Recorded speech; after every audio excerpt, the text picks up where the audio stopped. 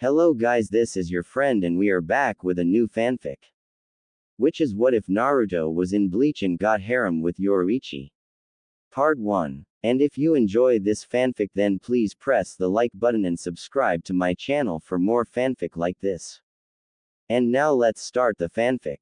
Whoever said life is short obviously never had certain aspects of theirs all in order. What do you do when you've achieved everything that you've ever set out to do? Most people would say that doing such a thing would mean that it was time to rest and reflect on your life. Looking back at everything you've ever done, reveling in your victories and successes, dwelling in your defeats and failures. Pretty much just going over every part of your life, because if you've achieved everything you've set out to do that you saw as important, that is all you can do at that point, simply reflect on the past. Well, what happens when you do that, and you keep doing that, and doing it, until you've run through every facet of your life enough times to relive it 10 times over? Eventually you get bored. Of course you're probably thinking, but wait. 10 times over? Shouldn't you be dead? Well yeah, I should. That's pretty much the point of this little tirade of mine. I'm not dead. Because of the things I did and a certain mixture of traits that I was born with, developed throughout the course of my very chaotic and hectic life, I can't just die, not of old age. Not really of disease either, because my immune system is better than any kind of health care you could think of, ha. And not from anyone trying to kill me either, because I haven't had anyone worth talking about actively pursuing my life for, Kami, I would guess a few hundred years at this point. Yes, a few hundred years. Apparently the two toads that taught me the way of the sages weren't bluffing when they told me of their ages, being well over 800 years old when I met them, and believe it or not they're still alive. Just like me. Add that to the fact that one of my greatest and most well-known traits, my unflinching vitality and ability to damn near regenerate any significant damage done to me if given enough time, carried over into my lifespan as well. So despite the fact that I am undoubtedly the oldest old man alive on the face of the planet, I sure as hell don't look like it. It makes it very hard for people to take you seriously when you spout proverbs and important life facts, but you don't look a day over 21 years old. Hell, these days people think I look younger than that. A blonde young man climbed off of a bus at a station, letting out a massive yawn and scratching his hair as he slung his bag over his back. Rubbing his eyes after awakening from a nap taken during the long ride, he scanned the crowd of people that had gotten off with him, meeting loved ones or hurrying off to their intended destinations. He simply took his time before walking off, going on his own way. He didn't have any living loved ones or anywhere in particular to be.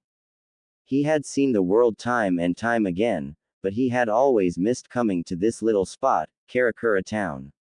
Not a very assuming place. Not very high at all on his favorite list of places to visit, actually pretty normal as far as he was concerned.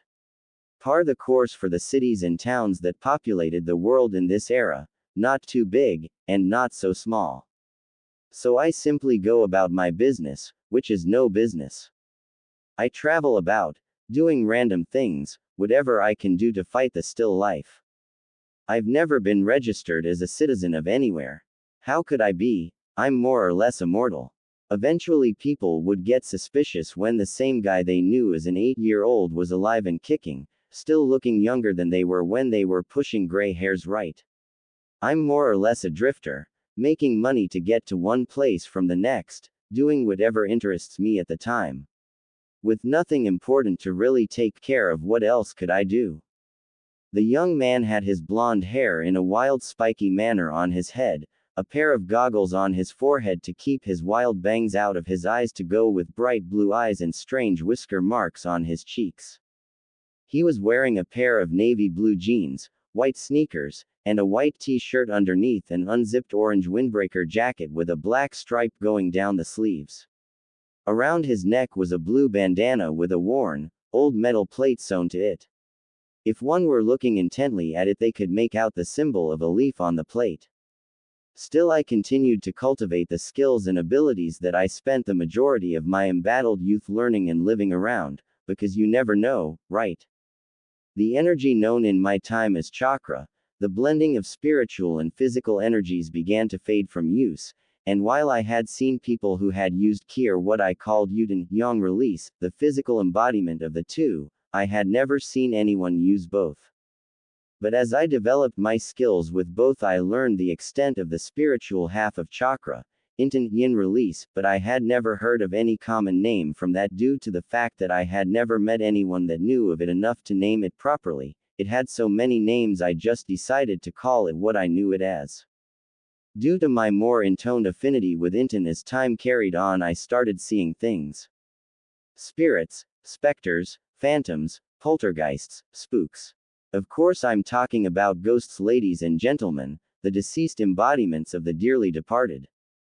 But instead of being scared or anything stupid like that, I was actually pretty fired up, and why wouldn't I be? I could see dead people now. The first thing I did when I came to terms with this was hightail it as fast as I could back to the lands that my people once inhabited back in my original era and see if I could see any old haunts around from back then. Unfortunately, I had no such luck. Everyone had passed on or weren't around anymore. It was for the best though. It would have been really selfish of me to want my friends and precious people to have hung around for hundreds of years with regrets, lingering all alone, bound to one place. So I kept traveling, eventually making my way to the here and now. Why is this important? Why, out of all of the abilities that I've amassed over my long life, is this the one that I'm talking about the most? Because even if death never comes looking for you, and you never go looking for it, eventually, whether either of you know it or not, your paths are going to cross. And it might not be the meeting that you expected it to be. The man walked through Kakura town taking in the quaint sights. He had walked past a few groups of street punks that tried to leer him down, but he just walked on past them with a bark of laughter and kept on about his unassuming way. He didn't really mean to be a jerk about it, but he had faced down men with the power to destroy this city with a wiggle of their nose. A few kids with weapons consisting of, at the worst, a pair of brass knuckles or a flimsy switchblade was funny to him. He was sorry, but he just couldn't take them seriously. The fact that they had left him alone after he had done so was something of a compliment to him. Either they thought he looked like more trouble than he was really worth in the end, or he looked normal enough that doing anything to go after him wasn't really reasonable enough for a gang of delinquents. He found that the more time that had passed, the more either one of his traits from his time as a shinobi stood out. His ability to blend in and mix with general populations was becoming the more prominent trait, as opposed to having to show that he was the single most powerful person on the planet. If his face was getting too much attention that he didn't need or want, he could either make tracks from the point of interest, or make a few hand seals, and in a puff of smoke he was somebody completely different. He didn't know how many bullshit aliases he had come up with over the years, but in more recent times he started getting lazier and lazier about it and transforming into people he had met at certain points in his life and using their names. He reached into his pocket and fished out his wallet before pulling out current kinds of identification in case it came to that. Alright, so we're back to using Uzumaki Naruto on the rotation for my name again. Works for me, he said to himself before continuing along. There was something Naruto was sensing about this town that he just couldn't put his finger on. There was a feeling in the air about the place that felt familiar. He just never felt enough of the feeling that was making him antsy to be able to readily identify what it was. But it was definitely putting him on edge, and it was something he wasn't ready to chalk up to paranoia, because at some point paranoia just means that your gut is getting better and better at figuring out you're in trouble before you ever realize it yourself. Roar. Naruto looked up in the sky to see what he thought were cracks. Yes. After waiting a moment and seeing them get bigger, he could definitely say with full brevity and confidence that those were cracks in the fucking sky. He looked around at the people, but kept his cool, as when he heard the roar and saw the cracks he hadn't heard or seen anyone begin to freak out and run. So either this kind of thing happens all the time and it's not dangerous enough for people to really care. Multiple roars sounded out through different areas while cracks of all kinds appeared in the sky all over Kakura town's skyline. making himself scarce so that he could get himself to the top of a decently sized building for a better look. Naruto's sweat dropped when he saw dozens of cracks all over the sky, with gigantic monsters punching holes through them and entering, dropping from the sky into Kakura town. He looked down and still saw people walking about as if nothing were happening, or, the more likely of the two possible scenarios, no one else can see any of this happening. I was really hoping that it wasn't the second one. I'm too old for this shit. Naruto mumbled to himself before dipping into his power for a second, his eyes turning orange. Man, these things are just radiating hatred and violent desires. He picked up from his harnessed ability to sense negative emotions. What are these things? Roar. Naruto looked up and saw a crack above his head shatter, dropping one of these creatures down on his position, forcing him to jump out of the way lest he be crushed or have who knows what happened to him. As the dust from the monster's landing cleared, Naruto got a good look at what exactly he had seen begin infesting the town.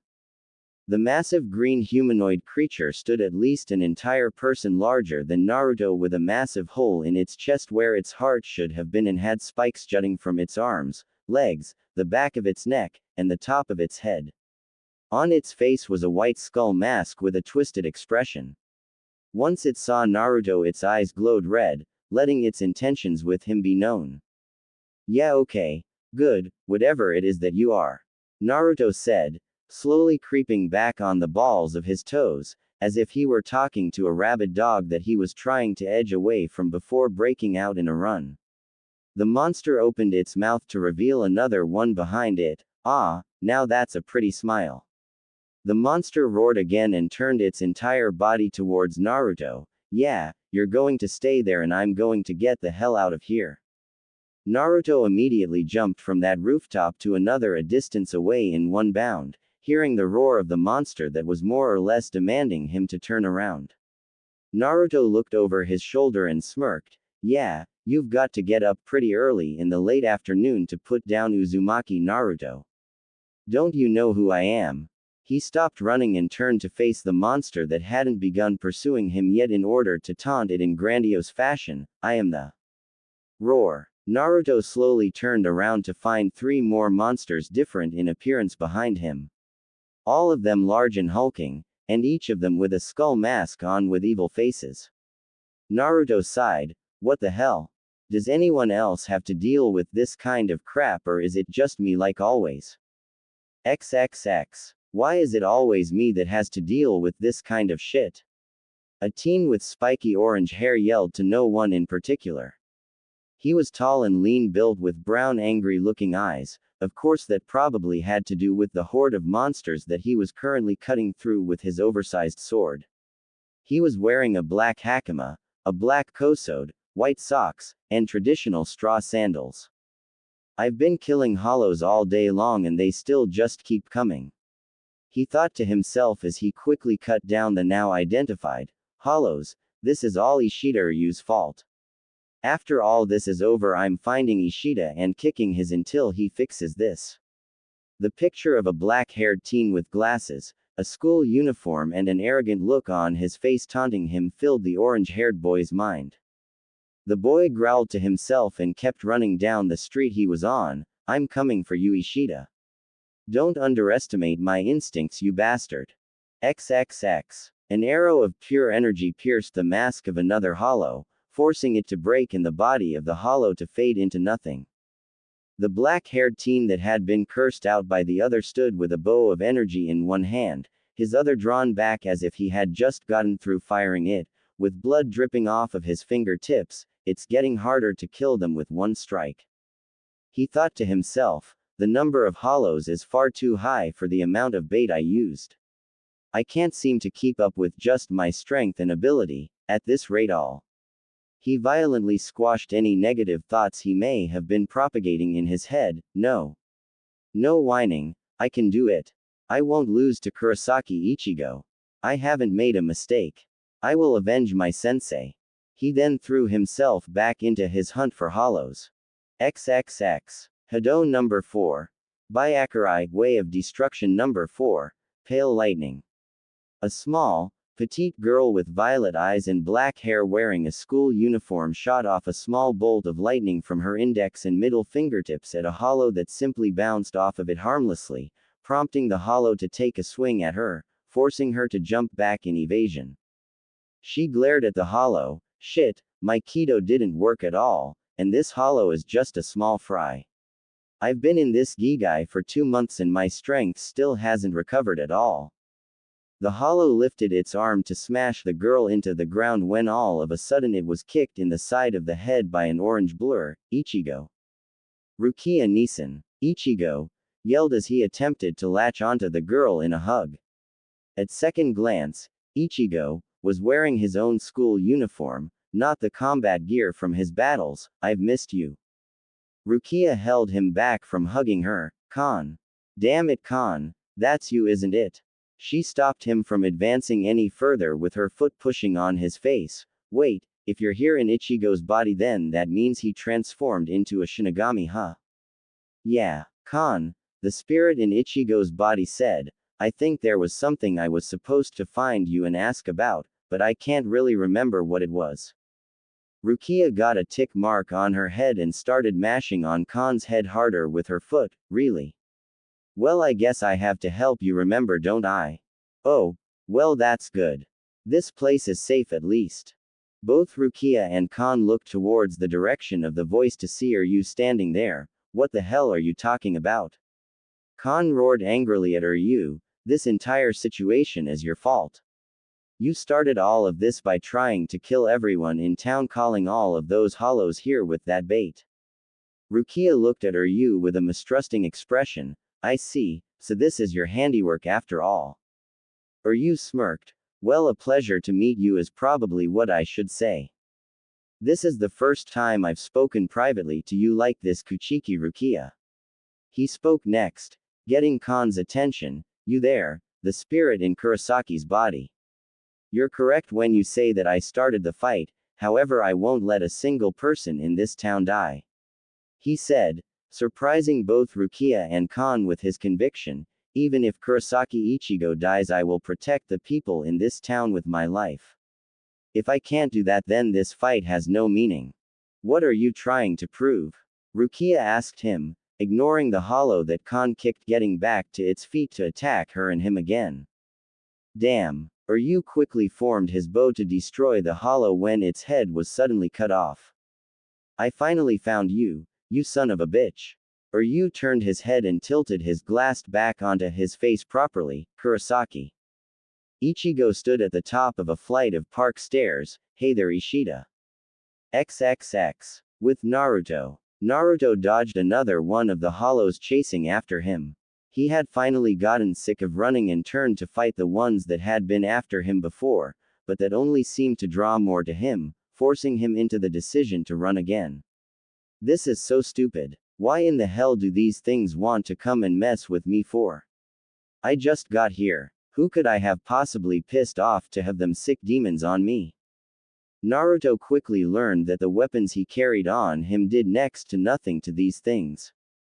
To even hit them, he needed to generate yin chakra to his weapons before using them. If he didn't, they would just fly on through them as if they were ghosts. His regular ninjutsu would barely leave a mark on them. The only things that were guaranteed to work out for sure were his own fists and feet.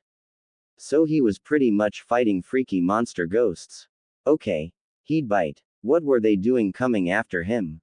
They didn't seem very pissed about him taking the others out. They just all seemed to want a piece of him for no reason. Letting his thoughts sidetrack him, Naruto let out a very unmanly shriek before jumping over a horizontal swipe of one of the hollow's tails before landing on its head in a hard stomp that wound up cracking the mask and shattering it. Naruto stood in place as the dust settled, breathing heavily due to his impromptu combat session before turning to the sky and yelling defiantly, "What? Is that all you've got for me? A few ugly horror movie rejects? Did you think that would do anything to me? I'm Uzumaki. Fucking Naruto, in case you haven't gotten the point yet after all of these years. I could have done that in my sleep." He started walking around on the rooftop of the rather high building he had fled to in order to fight. What else do you have for me? Come on, I honestly want to know. I've fought scarier stuff when I was 16. Of course, after he finished his anger and adrenaline-induced rant, he noticed all of the cracks in the sky gathering to one spot in the park where every hollow left in Karakura town began swarming towards the crack. One of the hollows swarming about broke off and flew towards Naruto, trying to devour him. Naruto grit his teeth and drew his right arm back, forming a pure black, almost translucent, orb of spiraling energy in his hand, bringing a loud suction noise from the attack. Inten, Rasengan, Yin release, Rasengan. Naruto slammed the ball into the mask of the hollow and carved straight through the middle of its body, destroying it. Letting his guard down once more, Naruto broke into a short victory dance. The strongest men of my time trying to take over the world couldn't kill me, nature couldn't kill me, and time couldn't kill me. I'm going to solve this too. You're going to have to send the shinigami himself to put me down for good.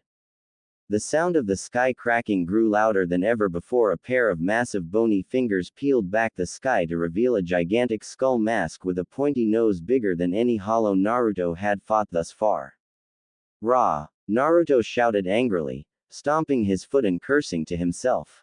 Naruto took a deep breath and calmed himself down as he massaged his temple because of the headache this entire day was giving him. Okay, I'll go deal with that too. Why not? I haven't gotten a place to stay while I'm here or even a bite to eat in like 16 hours, but who cares because the sky decided to rain freaky ghosts onto me for the hell of it. Naruto made a ram hand seal with both hands, Shunshin no Jutsu, body flicker jutsu. His body was surrounded by a swirl of wind and leaves before he disappeared from the roof. After a moment, a black cat hopped out from behind an air conditioning unit and looked at where Naruto had once been standing before speaking in a masculine voice. It looks like Kazuki forgot someone when he was rounding those other kids up. And this one seems to know what he's doing, at least as far as the fighting aspect of it goes. After all, he didn't black out and he's been fighting just as many hollows as the substitute Shinigami and the Quincy. The cat blinked and laughed sheepishly. Oh right, I was supposed to help round up the spiritually aware for Kazuki, wasn't I? Oops, I'd better go catch him before I lose him for the time being. The cat ran and jumped off of the side of the building. XXX. Rukia stood staring in horror at the sky as the massive hollow pulled its way through the hole in the sky.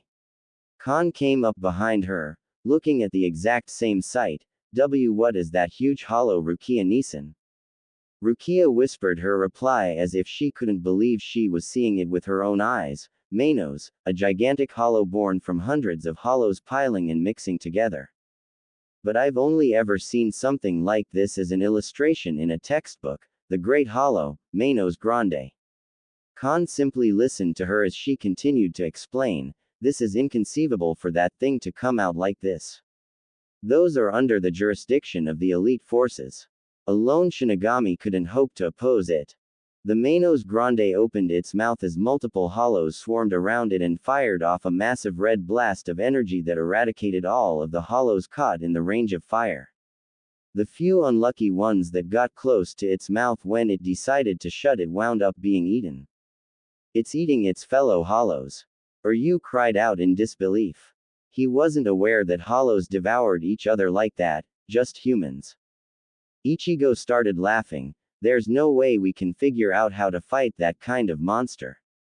With this guy, he started swinging his massive sword around like a lunatic. We'll cut, and cut, and cut, and cut until we take him down for good. There's no other way. Ichigo then ran off towards the massive hollow. Come on, Ishida. Wait, Kurosaki. Ryu cried out as he followed behind him, not wanting to be left out of the battle.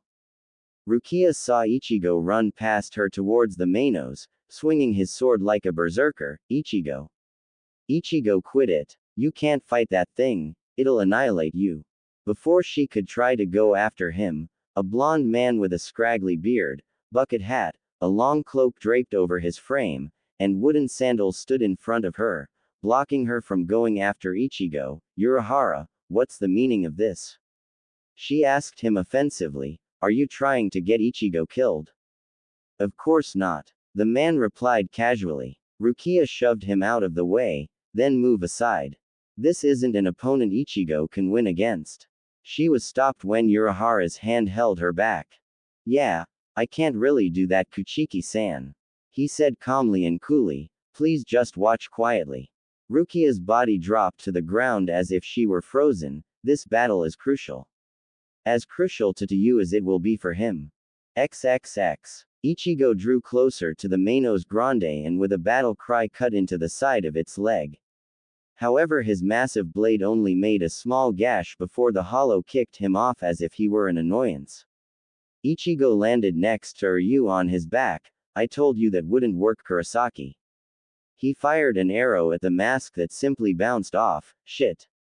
Just as I thought. I can't do any kind of damage at this rate. He looked over at the still downed Ichigo. Are you alright? Ichigo popped right back up with a hearty salute and a smile, although he had a gash bleeding on his forehead. Huh. Yeah, I'm not too bad off. He replied cheerfully. What were you thinking? Ryu asked him, not sure that he really wanted to know the thoughts that filled Ichigo's head. How on earth were you going to take him down with that? Well, Ichigo said thoughtfully, prepared for his explanation, I figured I could cut his feet and work my way all the way up to the head where I could start wailing on the mask since he's so big. Geez, were you dropped on your head at some point or something? Ryu asked as he grabbed Ichigo's sword from him. Now get up. We need to rethink our battle strategy. However, when he did, his bow overloaded with power. What? He then stared at Ichigo, who was complaining that they didn't even have a plan in the first place. No way, this is Kurosaki's Raryoku, spiritual power. If this is the amount of power he releases unconsciously. Kurosaki. Ryu got Ichigo's attention away from his own mutterings, getting him to look over at him. What do you want? Whoa, what the hell is that? Why is your bow so huge now? That's not important, Ryu said in response, lying to Ichigo and himself unknowingly, since that was exactly what was important at the time.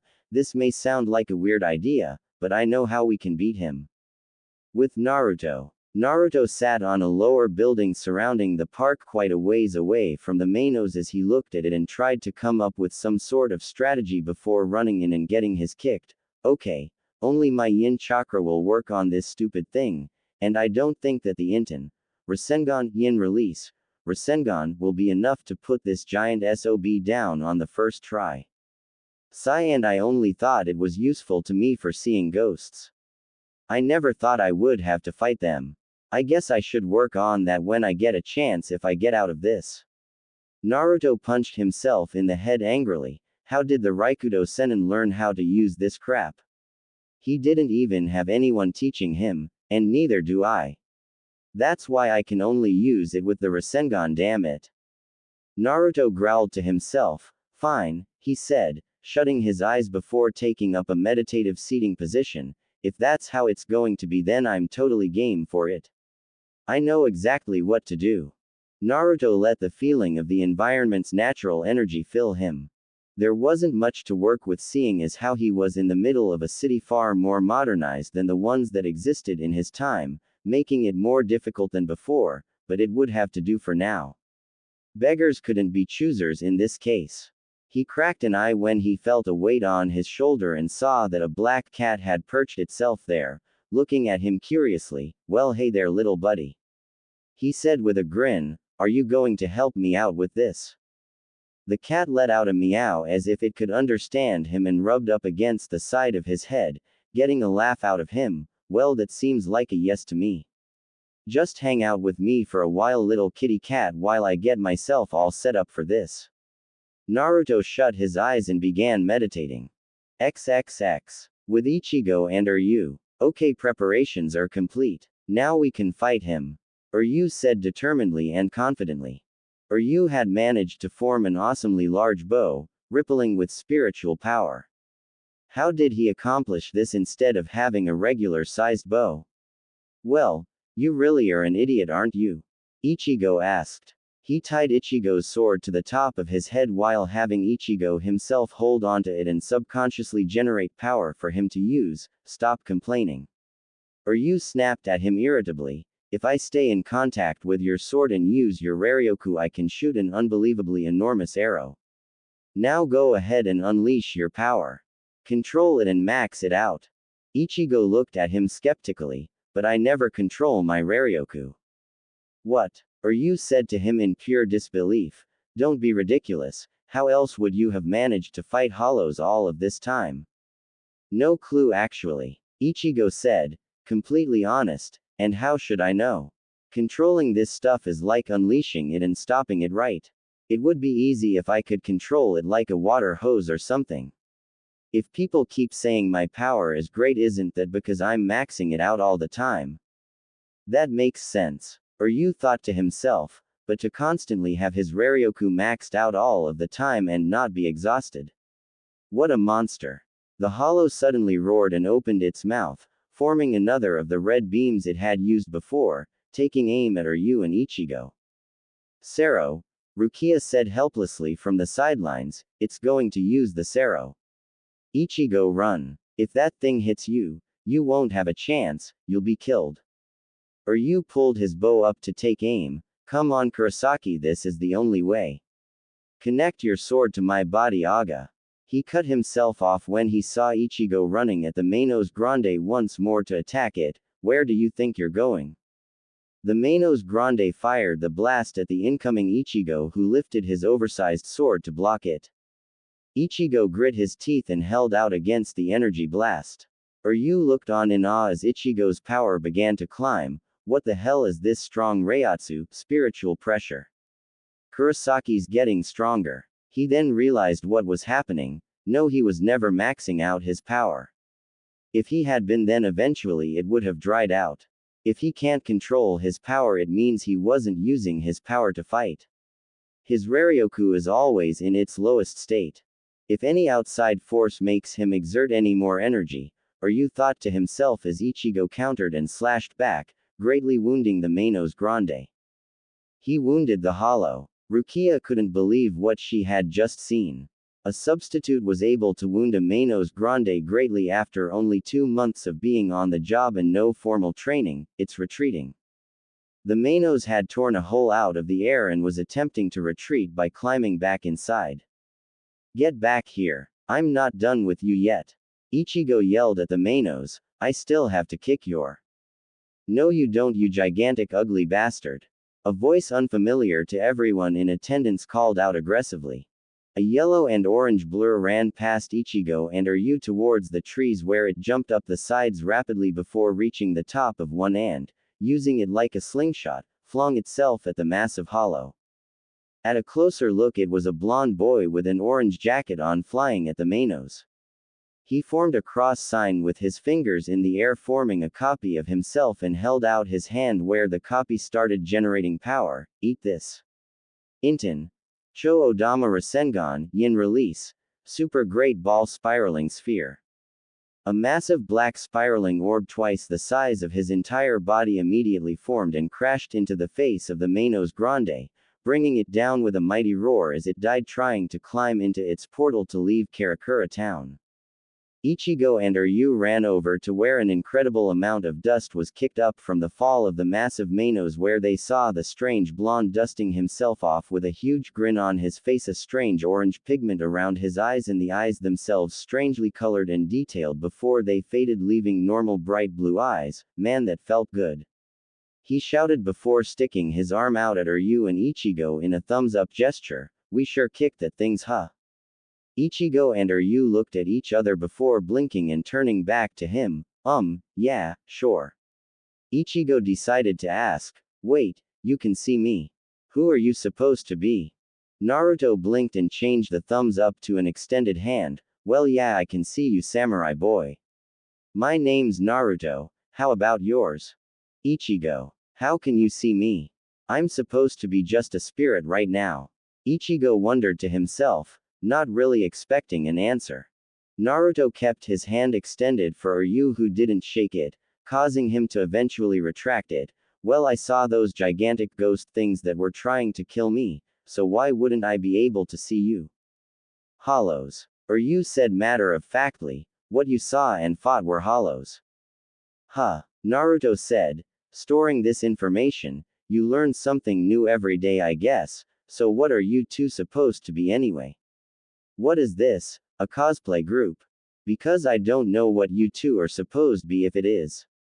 Ryu and Ichigo face faulted on the ground before the orange-haired teen stood first, getting in Naruto's face, I'm a substitute shinigami. What are you supposed to be? How did you finish off that hollow like that? Because I'm awesome, Naruto said with a cheeky grin, and you're a substitute shinigami. Naruto squinted his eyes and looked long and hard at Ichigo. Okay, I'll play along. Where's the real shinigami then, because you look like some school kid. Naruto then dodged a punch from Ichigo, a school kid with a temper problem. And if you must know, and we're all telling each other our occupations here, I'm something of a drifter. A traveling sage if you will.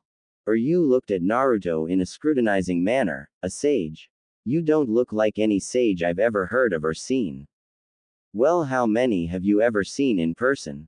Naruto fired back with a dry look on his face. Let's see, you probably expected an old man peddling charms or something, right? He got a nod from both Ryu and Ichigo. That's a stereotype, and stereotyping is wrong. I simply roam about doing good deeds and seeing the world, doing what I can to make money and whatnot. Ichigo pointed at him. You just said you don't peddle charms. I don't, Naruto admitted. Then how do you make money? Ichigo wondered. You don't look like you can do anything. What's this? He said as Naruto held an orange book out in front of him that Ryu took to inspect. How I make my money? Naruto said proudly. Yep, my sensei wrote those. I republished them and then wrote follow-ups. You can keep that one if you want. The book then connected off of Naruto's face. Ichigo's arm was still extended from the throw while Ryu was turned away to hide his undignified blush. You wrote that crap. He roared furiously. My dad tried to get me to read that smut while he was trying to teach me all of that. Birds and the bees, crap. He said it would explain everything I needed to know. And did it? Naruto asked him, rubbing his face where the book had hit him. I didn't ever need to know that people were capable of some of that stuff. Ichigo said, having flashbacks to the things he read.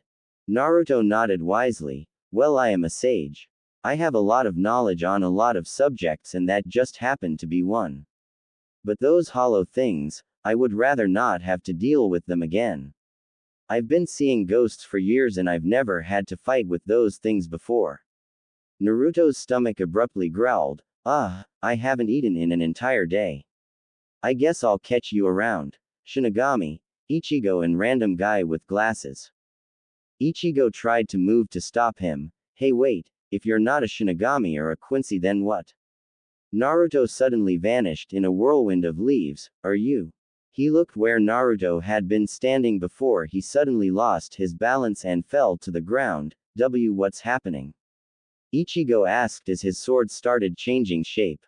Ryu stared at the sword. The Zanpakuto is changing shape. No, damn it, I can feel the power from here rushing into me without me even touching it, and it's stronger than before. It's going to explode. Ryu began firing arrows into the sky. I have to take Ichigo's power and stabilize it before giving it back to him until he can calm himself. Ichigo watched Ryu take his power and fire off shot after shot. Eventually his arm holding the bow started to break down from the stress put on it by overuse. Hey, what are you doing? Ichigo asked him. I know what you want to do, but don't overdo it, you'll lose your arm. Shut up, Kurosaki. Ryu yelled as he continued firing arrows, one after another. I told you already that I hate the Shinigami. And you said it yourself. If we don't live, then we won't be able to fight. So you'd better live so that I can beat you. XXX. Rukia dropped to her knees after watching the events that had transpired today. A Menos appeared and was defeated. Ichigo actually did a great job. Urahara nodded in agreement. Yes, but that other guy that showed up is a strange one. I don't know quite what to make of him. He said to Rukia as a black cat came nearby and made eye contact with him. He grinned and pulled out a fan that he waved in front of his face. Oh well, I guess it really doesn't matter right now. Right now I've got to fix that gigantic crack in the sky. I mean, look at that thing, it's huge. All I do is own a candy shop, and I'm expected to fix this mess. Rukia's sweat dropped and walked away from Urahara to go find Ichigo. XXX. Naruto let out a sigh of comfort as he lay down on his hotel bed after a shower. Man, I didn't expect to get into a fight today. Maybe I should take that as a sign and move along faster than usual. Too bad though, I kind of like this place. If it weren't for the hollow monsters that seem to swarm this place and the fake shinigami, I'd say this place is pretty cool. Meow. Naruto turned his head towards an open window where he saw the same black cat from earlier standing on the sill, looking at him intently. Well, hey there. I have no idea how you found me or why you would look for me, but feel free to hang out for as long as you want. He laid down on his back and looked up at the ceiling. I've got absolutely nothing important going on and I like animals. The cat hopped down off of the sill and made its way over to Naruto's bed, where it hopped up and lay down right next to him. Very, very long day, he said to the cat and himself as his eyes began to close. I can see how you would think that. Still, you did quite well. Naruto's eyes slowly opened at the sound of the deep voice inside of the room. His eyes looked around before settling on the cat next to him that had a single eye open. Okay, I didn't sense anyone else enter this room and no one has properly snuck up on me in forever. I also don't sense any ill intent from you, so I'm going to say that you were the one that just said that. The cat's eye rose as if it was questioning his sanity. You don't seem surprised that a cat spoke to you, it said in the deep voice that he had heard, confirming his theory. Naruto scratched his nose. You aren't the first talking animal I've seen before, and the fact that you didn't try to slice me up or eat me alive before you said anything makes you cool with me. Like I said, I like animals. He finished, scratching the cat behind its ears. So do you have a name, talking cat, and what can I do for you today? If you think I can help, then your resident traveling sage Uzumaki Naruto is at your service. The cat got up and jumped onto his chest. I wasn't aware that one of the abilities of a human sage was the ability to see and slay hollows. I'm special, Naruto said with a grin. Well then, the cat said, Urahara was only focusing on the humans that were around that Kurosaki kid. I know why he did, but he almost missed a diamond in the rough in you. My name is Yoruichi, by the way. Naruto nodded, committing the name to memory. How couldn't he? It wasn't like he met talking cats everywhere he went, especially these days. Well then, Yoruichi, you said something about me being a diamond in the rough. For what? Tell me, Yoruichi said. You didn't seem to really know what you were doing or what you were fighting, but you were neither surprised, nor caught off guard when it came to the fighting itself. Do you know what you did?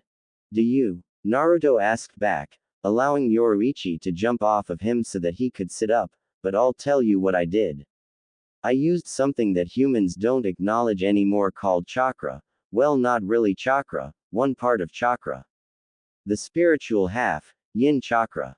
Chakra, Yoruichi said calmly. The cat sounded like it wanted to dispute him, but hearing that he really sounded like he knew what he talking about, prompted the feline to stay quiet and let him talk. Naruto nodded. Chakra is the combination of the physical and spiritual energies of the body. Yang chakra would be the physical portion, yin chakra would be the spiritual. I'm so in tune with my yin chakra that I could start seeing ghosts. I've never been attacked by a hollow until today though, but I am very skilled at fighting. Not so much with just the yin chakra though. He's never been attacked by a hollow before. Yoruichi thought in disbelief. Then how does he know how to fight them? Well, I have to tell you that what you call yin chakra has a name. It's called Raryoku. Naruto took that information in with a smile. Raryoku, got it. I've been waiting forever to hear someone else come up with a name for yin chakra. They already renamed yang chakra. Ki is the most common name for that. But sorry, you were talking, keep going. Thank you, Yoruichi said before continuing, but I have to say, You claim to be in tune with your Raryoku, but you don't exactly know how to use it. Naruto nodded. However, that one attack you used on the Menos was incredible for one such as you. Yoruichi saw him giving a deer in the headlights look and gave him a deadpan look in return, the giant hollow from the park. Yoruichi let off a sweat drop once his face registered the reference and gave a thumbs up. Anyway, the amount of energy output from that one attack was staggering. You used just as much Raryoku as a lieutenant and you seem to be in incredible control of it. Lieutenant, Naruto said in a puzzled manner. Lieutenant of what? Oh, Yoruichi replied, embarrassed at the slip, a lieutenant-level shinigami. That's a very strong level. Naruto was now giving the cat a squinted eyes look. Oh, now what's with that face? That was a compliment. Naruto stared the cat down before scratching his cheek. This isn't the first time I've heard this shinigami stuff, you know. Earlier today some kid with orange hair and a big sword said he was a substitute shinigami, and now you're talking about levels of shinigami. All of this implies that there's more than one shinigami, and I only know of one. He looked around his room, lifting pillows and checking his lampshade. Am I being punked? Do they even have that in this country? Yoruichi watched the blonde dart about, looking for hidden cameras, for a few minutes before finally speaking to him with the utmost seriousness. So how much do you actually want to know? Yoruichi's words stopped Naruto as he dug through the drawer provided by the hotel so that he could look at the cat. It sounds like I'm giving you a choice, but you can't just select and choose in this instance. You're already involved. You have been ever since you killed your first hollow here. Even if you don't want to know anymore, even if you don't want to listen to another word I have to say, you're already involved. By now, Naruto was returning the hardened look that Yoruichi was giving him, something that surprised the cat greatly but did not stop the lecture. All that's left is to deny it or embrace it, because you Uzumaki Naruto are spiritually aware, and there's nothing you can do about that now. Now you can either listen to what I have to say and accept everything that comes with it, or turn away from it, and everything that you would have found out about will still happen around you, you just won't be prepared for any of it. So will you listen, or will you send this poor helpless kitty cat out into the cold, cold night? A sweat drop formed on Naruto's head as Yoruichi made it quite clear that the serious moment was over. Naruto stood, stroking his chin in thought before pacing back and forth. Okay, let's weigh the positives against the negatives here. Negatives would be me getting into something that I have no earthly business learning anything about, me having to probably fight a ton more of those hollow things, me probably having to stay around here until you say I can leave once I start getting involved, me making really strong enemies, something that I've done a very good job of avoiding for a long time, mind you, and me having to, learn. He let out a gulp of fear. The positives? Yoruichi asked him amusedly. Naruto grinned at the cat and started listing things off on his fingers. Positives. I was very bored until today. I'm a nosy bastard, so I actually do want to know this stuff. I'll probably have to fight more of those hollow things anyway, no matter how I feel about it, so knowing more about what they are exactly would be great. I'll have to stay around here, but on the other hand, I've been very lonely for a long time and you seem like entertaining company, so I don't think I'll mind setting up shop for the time being. He saw Yoruichi give him a toothy grin in response. I haven't had a good fight in who knows how long, and the enemies I seem to attract, well, existence by and large would be better without them. So what do you think? Yoruichi asked him, trying to hide excitement poorly. Naruto gave Yoruichi a grave look that seemed to unnerve the feline slightly. What do I think? A cat comes up to me and tries to intimidate, reason me into something weird like this, and you want to know what I think? I think, he said ominously before breaking into another grin, I'm in. He extended his hand to Yoruichi, who placed a paw in it so that they could shake. Yoruichi hopped down from the bed after the hand-paw shake was complete. All right then. If you are really in, as you say, then I'll find you to get started later at some point. Well, now that that's settled, it has been a long day like you said before, and I would like to clean myself. Naruto blinked in confusion. Didn't cats usually just lick themselves and leave it at that? Well, Yoruichi could talk like a human and he knew other creatures that bathed like humans, so why not? He replied in an unsure fashion as he walked over to his travel bag, going through his things. Go ahead. Do you need anything? Or do you need me to help you out? He asked, trying to be helpful. No, that's not really necessary. Naruto's eyes snapped wide open at the sound of a female voice filling his room. But he never felt Yoruichi's presence leave, nor did he feel anyone else enter the room. What the hell? He turned around and got an eyeful of a dark-skinned woman with long purple hair walking into his bathroom. Oh, and she was as well.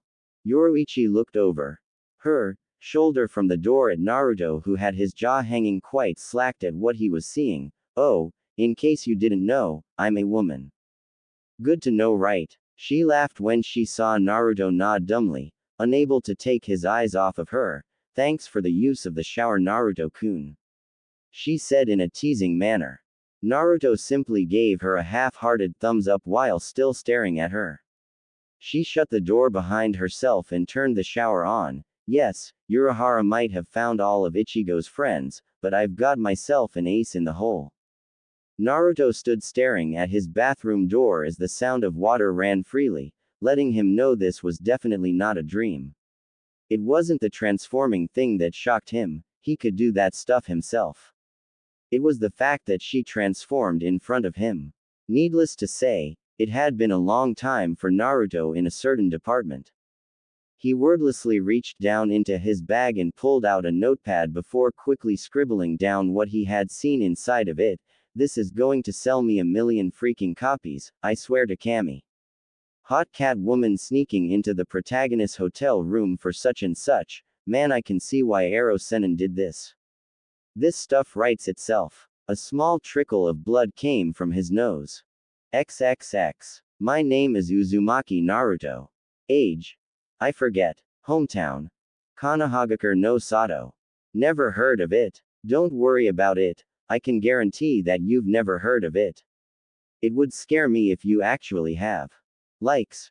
Ramen. Finding something cool to do. Pulling pranks. Coming up with cool new aliases to use, seeing if any of my old aliases are famous for anything, protecting the weak, the spots of true untainted nature that I can still find these days, freaking people out with any of my jutsu, and orange. Dislikes. The time it takes to cook ramen, I mean, you'd think by now they would have fixed that and made it instantaneous, right? Fresh vegetables, people with superior attitudes for no reason, bigots, and I think spirits and overall spiritual things are starting to make their way onto this list. Shinigami, hollows, pluses, whatever you want to call them. Yeah, they're definitely working their way onto the list. My name is Uzumaki Naruto, and I have no idea what the hell is going on. After being alive for hundreds of years, learning everything I could about life and coming to terms with all of it, I am certain that I'm about to find out that I now know only one thing for sure. For all I've seen and done, for all my knowledge and experience about life, I don't know shit about death. Believe it. Goddamn it. I thought I'd fixed that by now.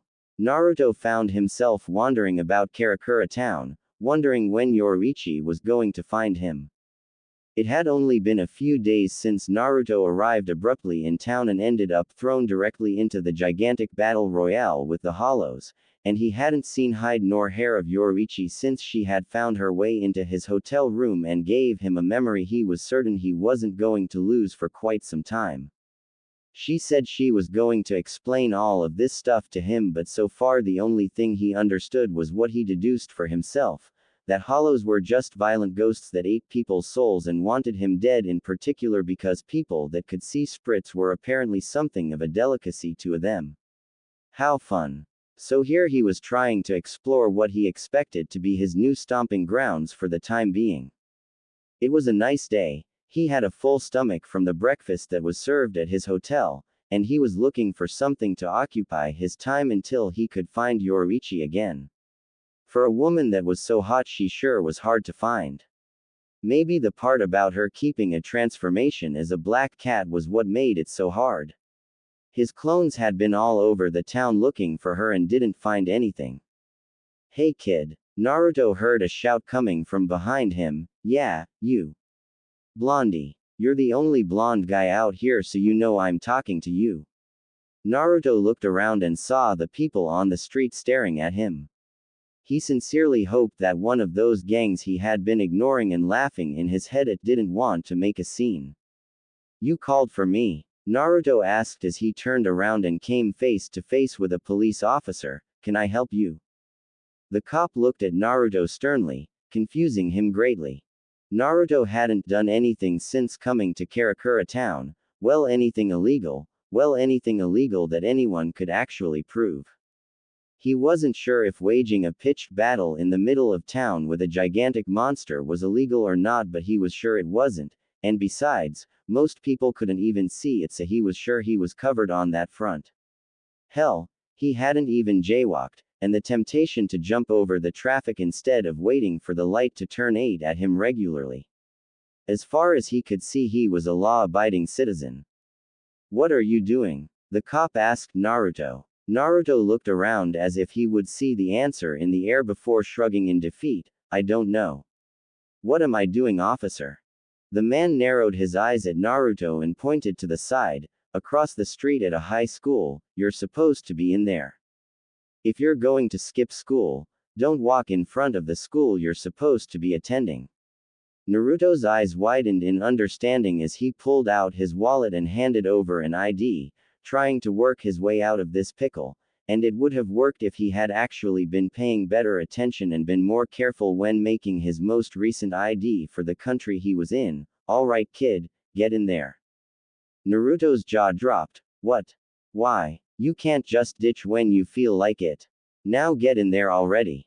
The officer started pushing Naruto across the street. Naruto was too stunned to even offer any defense against what was happening.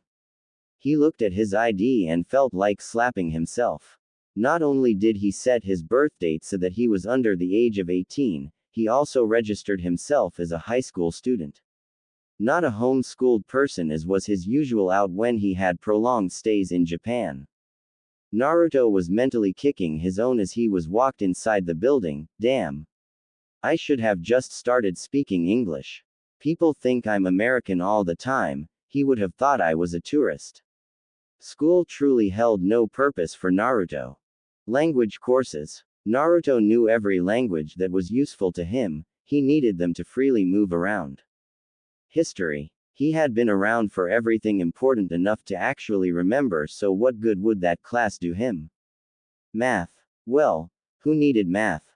As long as he could do basic stuff, who cared about anything else? He could still count all of those zeros on his check that he got for repeatedly selling his books. How many accounts did he have again? Man, he needed to check all of those things. With the money he had in there, he knew he would have gotten some kick-ass interest, and there was never.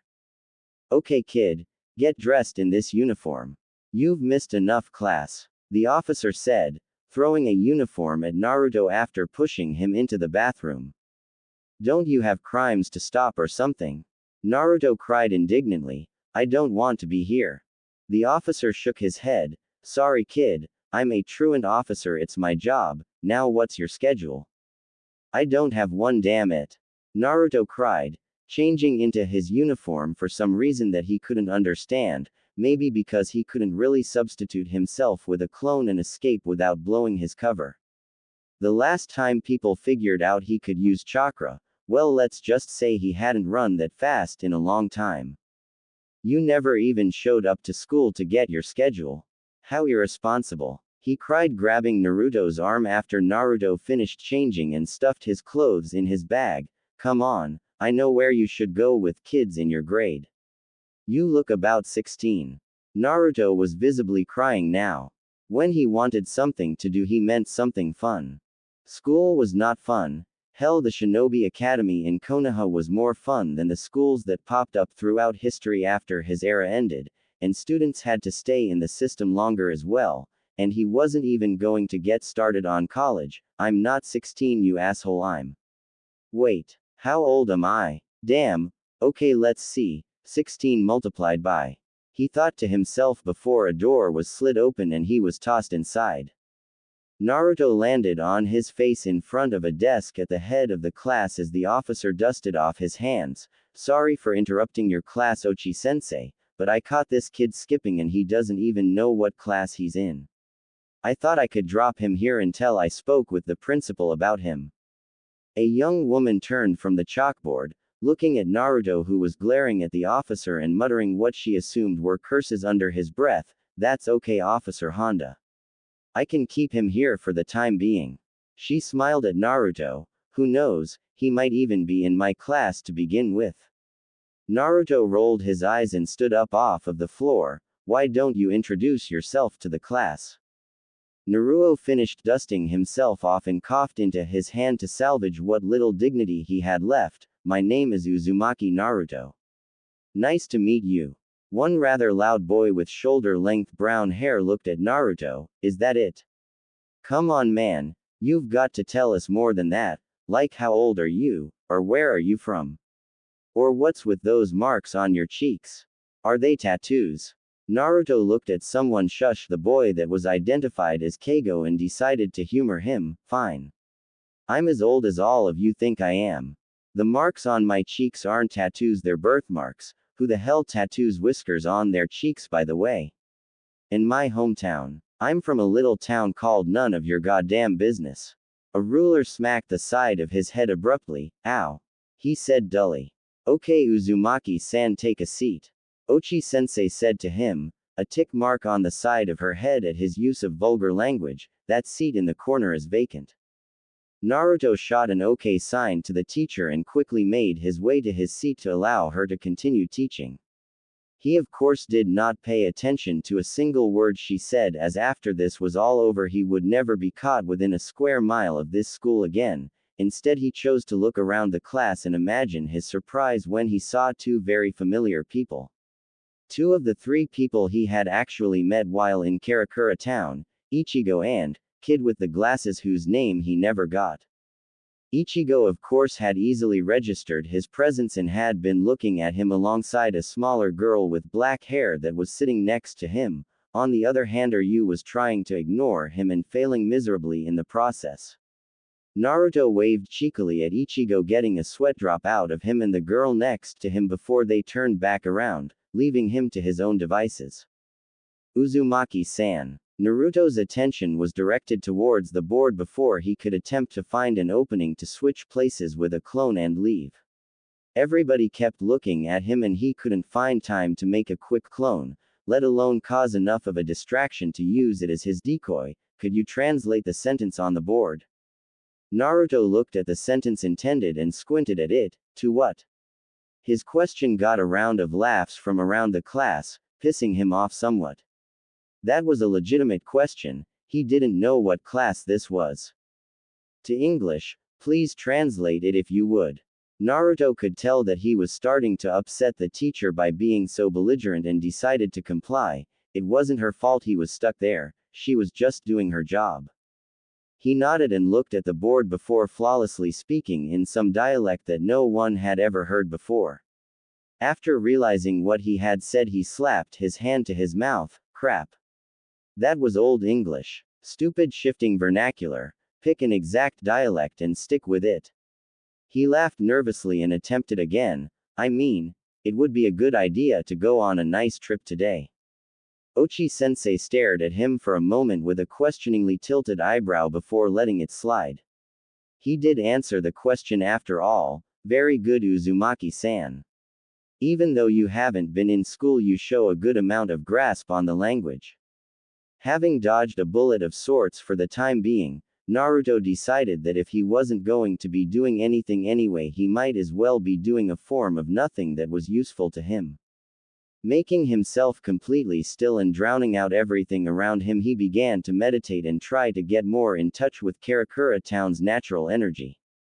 It didn't help much against the hollows until he started using yin chakra and needed a knockout punch, but now that he knew what worked, he could begin finding ways to develop variants to use it.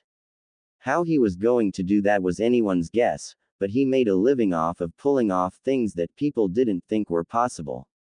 A loud ringing of a bell stirred him from his trance, and as the students filed out of the room he noticed one thing about school that might actually make him come back in the near future. Those school uniforms for girls could be a fantastic source of research. Naruto then smirked to himself. He was all alone in the room and had a chance now.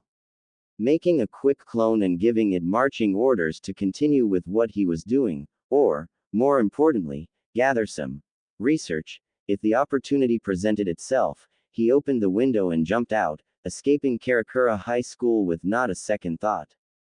XXX. Hours later, sunset. After changing back into his street clothes, Naruto took to keeping to the rooftops of the town so that he didn't get pulled aside by another truant officer out busting students or any person his age that looked like they should have been in school.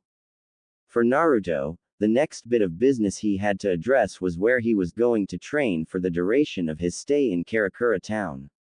If he was going to be doing all of this hollow fighting, he needed to learn how to actually fight them. He wasn't simple enough to believe that every time something like that giant hollow Ichigo, and you put down the other day showed up, he could just solve everything with a Rasengan and that would be that, nor did he believe that the hollow they fought was as strong as they got, because let's face it, his luck was simply not that good. The other day while looking for Yoruichi with his cage bunshin, they stumbled upon a rather promising spot that he was heading over to check out. As he arrived, he looked around. He found himself in an old graveyard. It worked for him because it was at the edge of town, and upon closer inspection it was perfect for him. The last person buried there had been placed there over 50 years ago, meaning that pretty much no one was going to come around to bother him around there. Finding a clearing nearby after a short walk through a forest so that he didn't end up disturbing the graves, he stood around taking in his surroundings. Okay, yin chakra, or raryoku, or whatever I'm supposed to call it these days. I know what it feels like specifically. Naruto said as he channeled some to his hand. Were anyone else other than those that were spiritually aware watching, they would have seen nothing, but to Naruto it appeared as if his hand was covered in a white ethereal glow. Now chakra is half this stuff and half physical energy. I can hit hollows with my ninjutsu, but it doesn't hurt them like it would a living creature. He said quietly to himself as if he were trying to explain a theory to himself. It should hurt a shinigami though. Naruto smirked at the sound of Yoruichi's voice. Ha, I knew you were coming this time. No sneaking up on me today, he said, turning around to face the golden-eyed woman who, much to both his pleasure and disappointment, was clothed this time. Her purple hair was done up in a ponytail and she wore an orange shirt with 2 straps over the shoulders, a black shirt underneath that he could see through the neckline of her first shirt, a large beige sash around her waist, tight black pants, long beige wrist warmers, long beige leg warmers, and light brown shoes. Yoruichi walked up to Naruto with a smirk on her face. I wasn't trying this time though, was I? Naruto shook his head. Maybe, but the fact remains, it has been a long, long time since anyone has successfully gotten the drop on Uzumaki Naruto. He pointed at a nearby tree at the edge of the clearing. I'm also never alone. Yoruichi followed where he was pointing to see another Naruto pop out of the top of the tree and wave at her before disappearing in a puff of smoke. She looked at him appraising. You have very interesting powers. Naruto grinned at her before he let it slip. Maybe to humans. But to spirits I only have one move that I know for sure will work. Yoruichi shook her head. You don't know that for sure, and there's only one way to find out for yourself.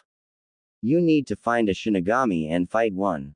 Naruto gave her a dry look. Yes, because I'm so looking forward to facing off against the embodiments of death. He said sarcastically. Despite a tumultuous and violent start to my life, the vast majority of it has been rather peaceful, and I like that. I really don't feel like going and picking a fight with the only things that I think would be up to the task of killing me.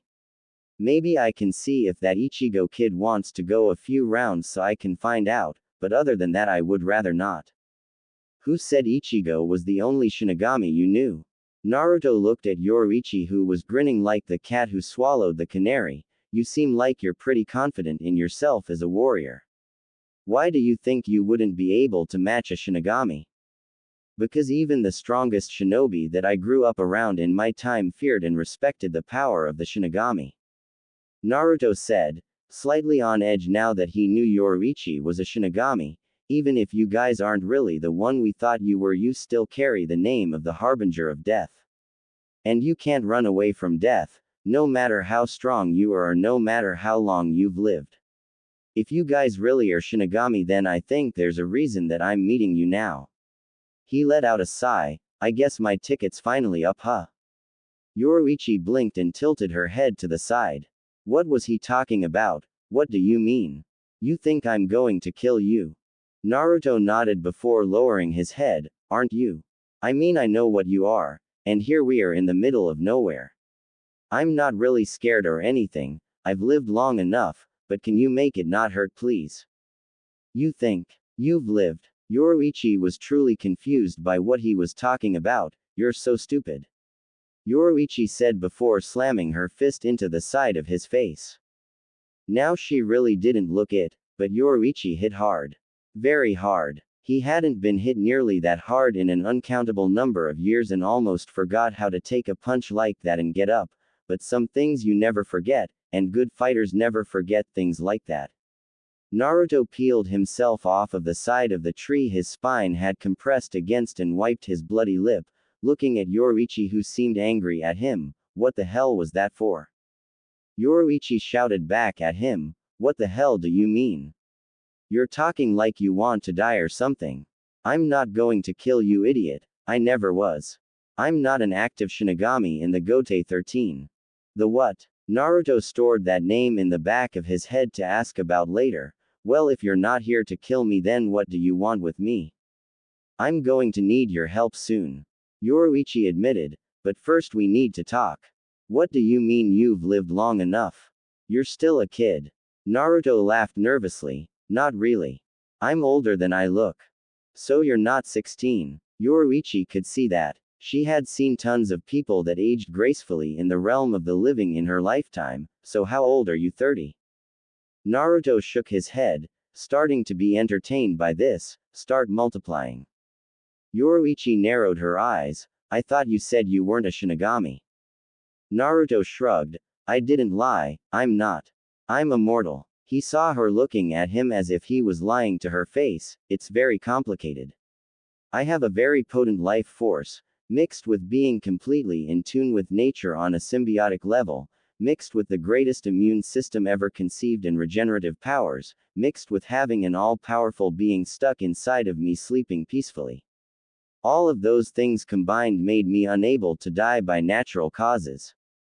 Yoruichi couldn't find a hint of a liar humor in anything he said. He was completely serious. So how old are you? Naruto grinned at her. How old are you? I don't feel comfortable answering that to you, Naruto Ojiazan. Yoruichi replied rather passively. Naruto dug into his ear unreceptively. Meh. Whatever you say, Yoruichi Obachan. He felt Yoruichi stiffen in offense at what he called her. Hey, I don't know for sure how old you are, so why can you call me that and I can't do the same? I'm pretty sure shinigami don't die, so who knows how old you are? Yoruichi's eyes shone over in rage. I'm not that old, I'm only. She stopped as soon as she saw the teasing smirk on Naruto's face and calmed herself. And shinigami do die, they just live far longer than humans do. Naruto quirked an eyebrow. How do spirits die? What happens after they die? He suddenly started waving his hands. Actually, never mind. I don't want to know. I haven't even died once yet. I don't need to find out too much before my time comes. That's bad luck. You'll think otherwise sooner rather than later. Well, anyway, I'm going to be kicking your all day today. Yoruichi said with a wide grin. What? Naruto didn't want to fight Yoruichi.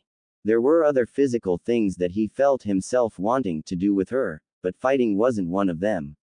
I mean, one of them might get hurt doing what he wanted to do, but it would have been the good kind of hurt. Why? Yoruichi placed her hands on her hips. Because I don't know what your powers are and I need you to be ready for battle soon. Very soon. You're going to be my secret weapon and I want to make sure you're ready. I want to know exactly what you're capable of so that I know how to train you. Now get ready, she said with a smile, getting into a ready stance. Naruto backed up defensively. Wait, don't I get a choice in this? Nope. Yoruichi chirped happily before blurring out of Naruto's sight. Shit, she's the fastest person I've seen in forever. Was the thought that snapped through Naruto's head like a lightning bolt as he set himself up to block a kick from Yoruichi with his right forearm. Fuck, that hurt. What's she made of, diamonds? You blocked my kick, Yoruichi said, grinning at the prospect of possibly using more skill than she thought she would need for this fight. You either have very good reflexes, are very fast, or both. Naruto found a way to grin back through the throbbing pain in his arm. It didn't matter though, in a few seconds it would be as good as new. I'm the fastest man alive, Yoruichi. He threw her off of his arm, and I would say that my reflexes suck because I'm always taking more damage than I should. With that, he blurred from her sight, getting a pleased laugh from her before she did the same to match him. As the two clashed repeatedly all over the field, they realized something about the other. Yoruichi found that Naruto was incredibly talented in hand-to-hand. Despite not being trained in Hakuta, she found he was gleefully matching her hit for hit all across the board. She was never able to get him with any feints, and she was almost caught a few times by him due to his attacking from seemingly unpredictable angles with wild, but seemingly intended patterns. Naruto blocked another high kick from Yoruichi and tried pulling her towards him to disrupt her balance until she jumped towards him and kicked with her free leg, forcing him to let go of her other one to block that one. The force of the attack drove him back and let Yoruichi land on her feet safely before coming at him with another attack of her own. Naruto's strategy devolved into him using his own speed to make her miss him when she attacked, because as fast as she wasn't that much faster than him, and when moving that fast one would get tunnel vision. As long as he didn't directly engage her and was fast enough to avoid her, he could eventually wear her down. Naruto, despite not being a hand-to-hand savant while he had been a shinobi, had lived for enough lifetimes to soak up experience fighting against more styles of combat than anyone else, period. He even ran through a phase where he would travel around challenging dojos and fighting schools just for kicks. He later slapped himself a few years back. If he had waited, he could have made quite a bit of money off of fighting, but he didn't need to be that kind of famous. The point was, because he used it more than any other aspect of his abilities, and because of centuries of harnessing his skills through one way or another, Naruto could safely say that his skill with taijutsu was neck and neck with his skill in ninjutsu. Yoruichi watched Naruto slip her attacks and evade her. Even when she was subconsciously stepping up her speed, how does a regular human get so fast? I've never heard of anything like this in my entire life. I actually have to start stepping it up here, she thought when she felt the air from one of Naruto's counter punches rip past her head. Naruto doubled over when Yoruichi deposited her elbow into his belly. Before he could retaliate, he ended up taking a hard kick to the side of his head, sending him tumbling along the ground. What the fuck just happened? Did she flip a switch or what? Yoruichi bent over to look down on Naruto. The way I was moving so fast is called shunpo, flash steps, a speed technique that a lot of shinigami know. I haven't used it in quite some while though. No human eye can keep up with it, so don't feel bad. It took me quite a while to actually get you. I had to take more steps to reach you. I guess I'm out of practice. Naruto spun to his feet with a whirlwind of a kick that got Yoruichi to jump back. I haven't had to use this in forever. I hope you aren't as rusty as you think you are, Yoruichi, because you're not the only one with a speed technique. My dad had one faster than your move, way faster, but I could never master it. I still can't, so I found my own way to outclass people with speed. I never really used it in a fight though, no one was around that needed me to try it on. Yoruichi's eyes widened. You're just a human and you can move even faster than this. What kind of mortal are you supposed to be? Naruto wiped the scuff marks off of his face, how good of an eye do the shinigami keep watch on the world? Yoruichi felt no harm in answering his question, we're not gods. We simply keep the balance of souls by escorting those that have trouble passing on to the soul society as well as protect the world of the living from hollows. We don't interfere anything unless it would disrupt the balance of souls, but that hasn't happened on a wide scale in about 1200 years, most of the time the problems solved themselves. The last potential event, not counting the Quincy incident 200 years ago, occurred over 500 years ago and was solved before anyone could even begin to mobilize anything to check it out. Naruto laughed, yeah, because I was the one that solved them. I've been the one settling all of that stuff, Yoruichi. And the older I got the better I became at handling mortal business, it's clockwork now for me. You Shinigami need to be paying me a retainer. I've been doing your job since I was 16. Hell, if that's part of your job, then I might as well be a Shinigami myself. Yoruichi gaped at him before snapping at him angrily, damn it, how old are you? You're being really cryptic and anal about this. Naruto chuckled, why don't cut me open and count the rings? You'll be here all day. I've always been there, doing my best to keep the peace or at the very least help peace along from the shadows. Do you want an example? I'll give you a recent one. Yoruichi nodded, if you would, because I have a hard time believing that one man governed the affairs of the entire world. Naruto smirked, fine, during World War II, or as I like to call it, the violent waste of my time and effort, stuff kept happening to fighter airplanes and bombers. Stuff no one could explain. If it was going to end too many lives on one side or another and I knew about it, I or a clone of mine would be there to stop it with sabotage. The British called the accidents the work of gremlins. He then looked away. I couldn't do everything though. If I knew about atomic weapons beforehand, those plans would have been lost forever. You say Shinigami aren't gods, well, neither am I. I've been getting reminders again and again of that fact. I might as well not be here the way things still are. For everything I stop, 5 more problems pop up and people keep going about killing each other. Yoruichi could see the sorrow in his eyes at this fact. If what he said was true, then not only was he an incredible hero for doing what he could for the world, he had also seen firsthand the most horrible tragedies and losses of life mortals could muster. How his eyes still seemed so bright and exuberant after such a grim existence was beyond her. And once again, just like that, his eyes brightened up once they locked with hers again. Come on, Yoruichi, I'm starting to feel loosened up. Use me to get yourself back up to snuff, I can take it. Because I have to do it too, I haven't had a fight against someone that could kick my in centuries. He gestured for her to bring it on, go as fast as you think you can handle. That's not a good idea. She said apprehensively, you're way stronger than I figured you for. But if I started going all out against you, I don't think you would last too long.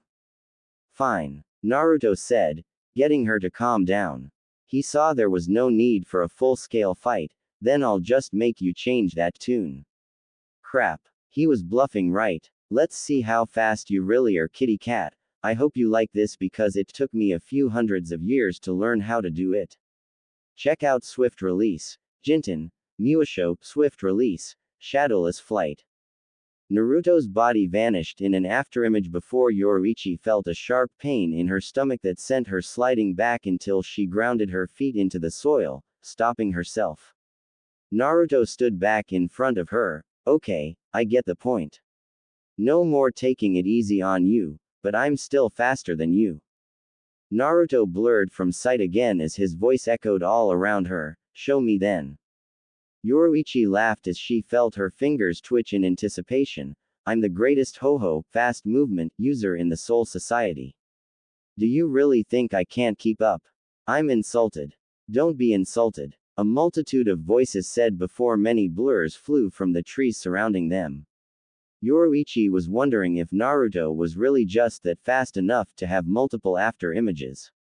She wasn't that fast. She didn't know anyone that fast and it was scary. However, she then noticed that each image of Naruto had shadows and smirked, After seeing you take me on with your techniques, I have to say I'm changing my mind about being insulted. Come and get us then.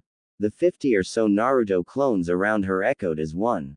They soon would wish that they hadn't, as many of them were destroyed before they even knew what had hit them.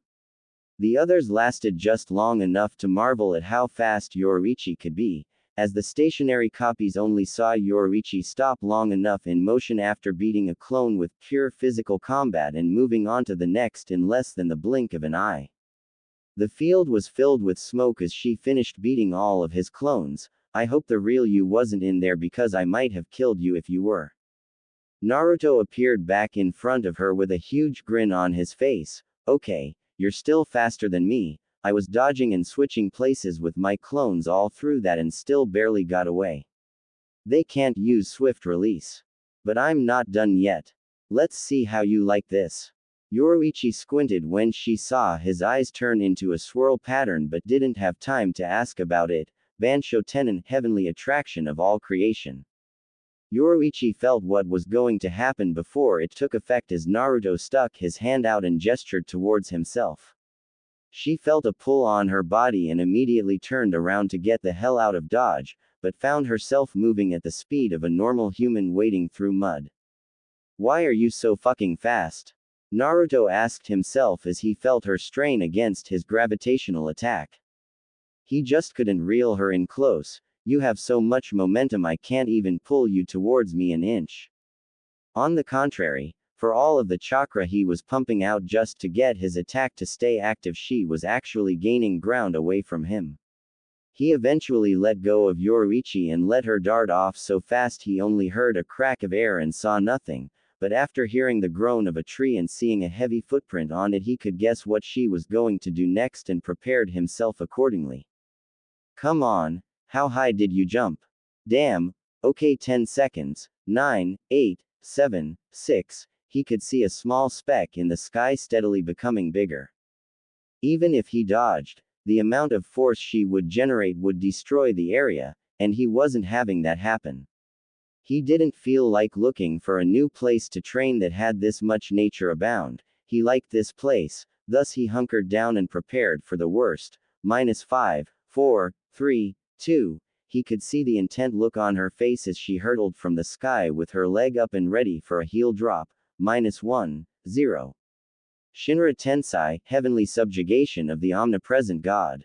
Yoruichi almost lost control when Naruto let her go from his attraction technique, but she quickly recovered and decided to actually use that momentum for something.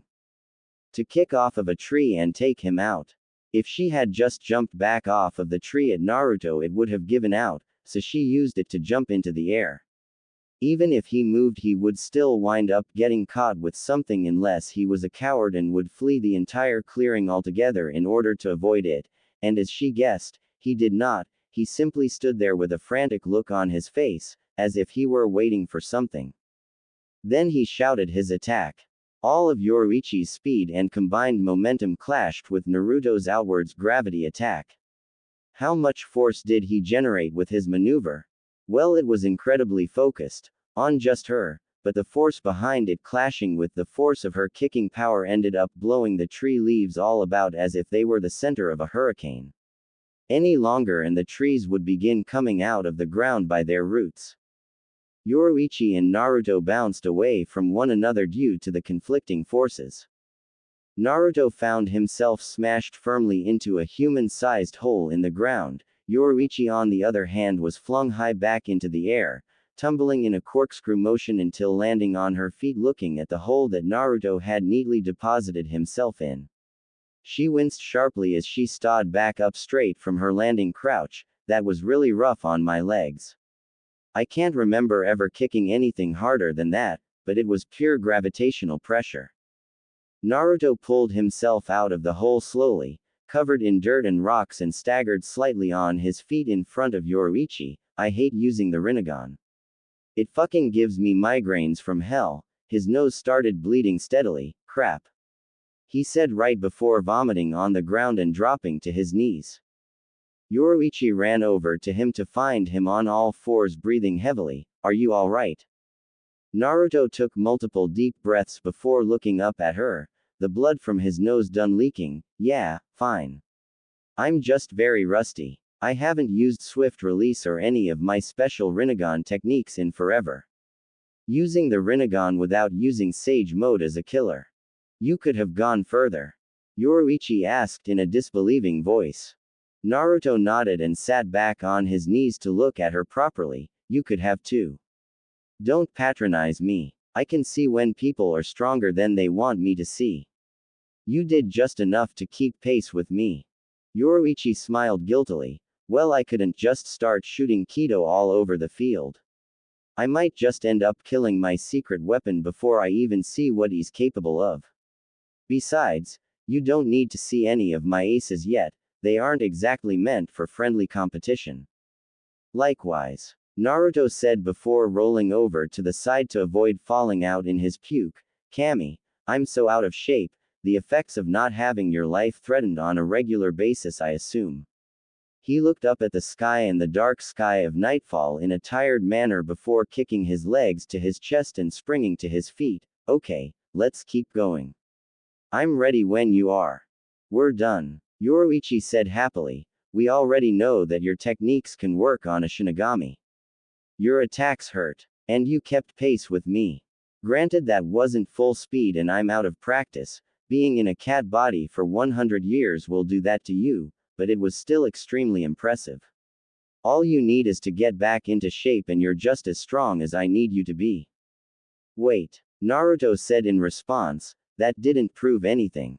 All I used on you were my Kage Bunshin, which I already knew could hit you as long as they could see you, my hand-to-hand skills, and a few of my gravity techniques. Everything I used I was sure would work. I still have a laundry list of moves that I'm not sure about, and I don't feel like testing them out in the field just to find out that they crapped out on me. Yoruichi looked at him thoughtfully. She was amazed that he still had more moves, but the chance of them not working being high was a chance she didn't feel willing to take. She also needed to ensure that he was ready for when the time came and she needed him, which she assumed would be sooner rather than later. I'll tell you what. Can you meet me somewhere tomorrow? Naruto nodded and took a card that she handed him, reading out the words to himself, Urahara shop. Hey Yoruichi, why do yo? He stopped when he looked up and found that she was gone. Goddamn, she's fast. And now it's raining, great. He said to himself as a downpour started. Tucking the card into his pocket and checking around for Yoruichi once more, he made a few hand seals, Shunshin no Jutsu, body flicker jutsu. He then vanished in a whirlwind of leaves. XXX. They came for Rukia. They came for her and it was all his fault. He had to get in her way, he had to take her powers, and now she was in trouble because of it. He couldn't even stop the one sent to take her. That one guy was so fast, he cut right through him before he even knew what happened. As if he weren't even there. He wasn't strong enough to save her and now he was going to die. No pain. Damn it, am I really dead? I guess that's why I don't feel any pain. Now that I think about it, my body is starting to feel warmer, it's really warm. Ichigo opened his eyes to come face to face with a large mustachioed man in glasses. Oh, you're getting goosebumps, what a relief. Ichigo screamed in complete and utter horror and pushed against the man's face as he was hovering over inside of a futon, too close. Get out of my face. The man seemed to ignore Ichigo's discomfort in exchange for calling Urahara in the room. I know who you are, you're with that Getaboshi, sandals and hat guy, so why the hell are you in bed with me? He eventually shoved him off and sat up, clutching at his body in pain, which he found to be shirtless and bandaged. I'm not dead. How? He asked himself before looking around. Wait, this isn't even my house. Where the hell am I? Well, Tessai was right, you're awake. You shouldn't be moving around, Ichigo-san. Your injury isn't fully healed. Urahara said to him, a fan open and in front of his face. If you keep moving around you can die. Ichigo watched him walk closer. So I guess this must be your house. Urahara snapped his fan shut suddenly. Correct. You saved me, Ichigo said in a dejected manner. Urahara pointed at himself in a faux offended fashion. What's with that tone? The way you're talking is like I did something wrong.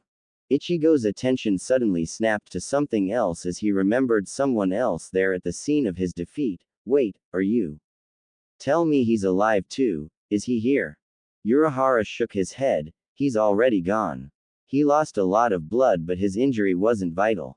Even if I just left him lying there, he wouldn't have died for another 2 days, so I just treated his injury on the spot. A smirk came to the strange man's face. Come to think of it, when he left he was worried about you. Ichigo scoffed as he touched at all of the bandages on his body. Yeah, right. It's true. Urahara said offhandedly. I even told him to rest here for a moment, and do you want to know what he said? Thank you for tending to me, however I am fine. Instead, I believe you should treat Ichigo. The reason being, because right now the only one that can beat those bastards is not me. Please heal Ichigo, because the only one who can save Rukia is him. Ichigo remembered Rukia willingly going with them through that strange portal back to her realm. Faye, only me. What does he expect me to do? He snapped. Rukia's already back at the Soul Society, how can I follow her there? How the hell could I rescue her? There's no way. Urahara stayed silent and let him get his pent-up frustrations out in one go before he finally decided to speak. Do you really think that there's no other way to get to the Soul Society? He asked cryptically. Ichigo's head snapped in his direction immediately. There is a way. Tell me how. How do I do it? Holding up one finger that stopped him, Urahara began to explain. Of course I'll tell you, but under one condition. Starting now, for 10 days, you're going to be learning how to properly fight with me. That didn't sit too well with Ichigo at all. You're telling me to fucking train. I don't have time for that. You don't know when Rukia is going to be executed. I should try getting there as fast as possible. Urahara sighed and slammed the tip of his cane onto Ichigo's forehead, driving him back down onto the bedding. The point I'm trying to make to you here, is that you will die if you go there as you are. There is no maybe, there is no doubt. You will be slaughtered. He said deadly serious, getting a shiver out of Ichigo at his tone. I let you fight them the last time on purpose. I thought you would get the picture if you fought them and saw for yourself. With your current skill you will die the second they realize what's going on. You're weak. Stop being such a child, saying you're going in to rescue Rukia. Don't use other people as an excuse to go getting yourself killed.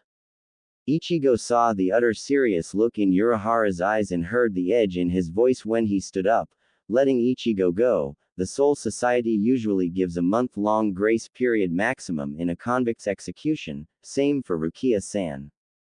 We will be taking 10 days, just to mess with you in particular. Ichigo's eye twitched at this goofball still trying to razz him while acting serious. It will take 7 days to open the door that will take you there, so after you arrive in the Soul Society you still have 13 days. Plenty of time. Ichigo stayed silent for a long time before finally speaking up. Will I really get stronger in just 10 days? Of course. Urahara answered with a sly grin as his bucket hat shaded his eyes. If you truly want to save Rukia, that is. A strong will is stronger than steel. If your determination is anything less than full bore, then don't even bother going. For 10 days can you seriously be determined to fight and give it your all? Ichigo scratched his head. Well, if I don't do it, no one will. He gave Urahara a determined look. I guess I don't have a choice, let's give it a try. Excellent. Urahara said, leaving the room. We'll start tomorrow. I need to fix up some medicine so that you don't drop dead in the middle of the training, but I do want you to go to school tomorrow as well. It's the last day after all. Not letting Ichigo ask him how he knew that, he immediately left the room and walked down the hall. So you're going to go ahead and send him? Yoruichi, in cat form, asked him once Urahara walked past her. You do know that the chances of him pulling this off are slim and none. Don't you? Urahara grinned at the cat from behind his fan. What's the fun in life without taking a few chances every now and then? Besides, he'll do fine with some polish. And we'll do that once I get him his powers back. You're going to send those kids with him as well, aren't you? Yoruichi followed up, not missing a beat, the ones that showed signs of having powers as well. The more the merrier, the eccentric shop owner chirped. Yoruichi smirked, having finally gotten to the crux of what she wanted to talk about. Well, what if I said I felt like going as well? Go ahead, Urahara replied heartily. If you're feeling a little homesick, you might as well go on and head back for a bit when it's going to be nutty for sure anyway. And I wanted to take someone with me, she added. At that, Urahara sort of deflated. I can't go back. You know that the exile won't let me get even close. Old man Yamamoto would burn me to a crisp and lock me away if I showed back up around that place. Not you per se, she commented, getting his full attention. I found someone very interesting that I think the team would benefit from having. Benefit how? Urahara asked. Yoruichi gave him a grin with her sharp white teeth. Let's just say that he's my ringer, so to speak. XXX. The next day, Urahara shop. Why did Yoruichi want me to come here? Naruto said to himself as he stood out in front of the plain-looking shop. Hey mister, are you going to buy something or are you just going to stand outside looking stupid all day? Loitering is illegal, you know. A young boy with red hair said snottily from the porch of the store. Naruto gave the kid a dry look. I don't even know what this place sells, so I don't know yet. Is there someone named Yoruichi around here? This person might be in cat form, for the sake of reference. He said with a completely straight face. A girl, the boy's age, with black hair and a calm look about her that had been sweeping the porch, looked up at him. Oh, I can go see if they're here, mister, just wait for a moment. Naruto nodded and smiled at the girl. Thank you very much. Can I get your name, sweetheart? The girl started walking towards the door to the shop and turned to face him. My name is Ururu, sir, and this is Jinta. I'll be back in a moment. Who are you, by the way, so that I can relay the message? Naruto grinned at her. Uzumaki Naruto, the immortal sage of toads, balance, and the shinobi arts. Ururu bowed to him quickly and went inside to find someone to help him out, leaving Naruto and Jinta outside by themselves, the small boy glaring at him. Can I help you, kid? You don't look very tough. Or like a sage. Aren't sages old men or something? Jinta said to Naruto abruptly. Naruto grinned at him. Kid, I am older than you could possibly imagine. Do not get me started, but you do remind me of someone from a long time ago. And I'm tougher than you, that's all that really matters right now. You think so, huh? Jinta said before pulling a large kanabu out of seemingly nowhere and swinging it at Naruto. Jinta home run. He shouted as he felt his attack connect. Jinta, why are you beating a log to death with your weapon? Jinta turned around to see Urahara standing in the doorway with Ururu and Yoruichi in cat form. What are you talking about? I hit some stupid blonde guy that kept saying he was a sage. Urahara grinned and pointed. Jinta followed his finger and had his eyes bulge in disbelief when he saw a log that had been smashed up on the ground. What? But where is the other guy? Naruto appeared outside of the shop's property with a grin on his face, and the next generation of suckers learns the value of the log. Kawarimi no jutsu, substitution jutsu, will never die. How did you do that? Jinta roared at him. And where did you get the log? Naruto walked back over to everyone else, clutching his chest in a vulnerable manner. The log comes from the heart. When you feel the pull, you just know what it is by instinct and let the log take you to the sweet, sweet sanctuary of safety. He then smirked at Jinta. And I did it because I can, because I'm awesome, because I'm Uzumaki Naruto, and you'd better recognize that. Uzumaki Naruto. Urahara cut him off right there. Is that really your name? Naruto looked at him blankly and gave him a nod, prompting Urahara to scream like a girl and run back inside of the store. Naruto looked at everyone else outside who were just as confused as he was. After a few moments, Urahara came back outside. I need you to sign these. Make them out to Urahara Kazuki. he said, holding up a collection of books and a pen. Naruto grinned at him and started signing. Sweet, a fan. I don't get to talk to many of them, seeing as how my actual physical identity is a really well-kept secret. Here you go, stay cool Kazuki. Uzumaki Naruto, Datbeo. Books. Jinta asked. What kind of books does a stupid-looking guy like that write? Urahara looked at Jinta and opened his mouth before realizing that Yoruichi and more importantly Ururu were still standing right there. I'll tell you when you're older and can properly enjoy. Just know that this is a great, great man that deserves your respect and the respect of every red-blooded man alive. Ah, Naruto replied bashfully as he finished signing, I'm not that great, I'm just carrying on a legacy. Urahara hugged his collection tight to his body like a child before Tessai appeared and stashed the books for him so that no one could take them and peruse through them. Coughing in his hand to bring the atmosphere back to normal, now what can I do for you today in my humble establishment Uzumaki-san?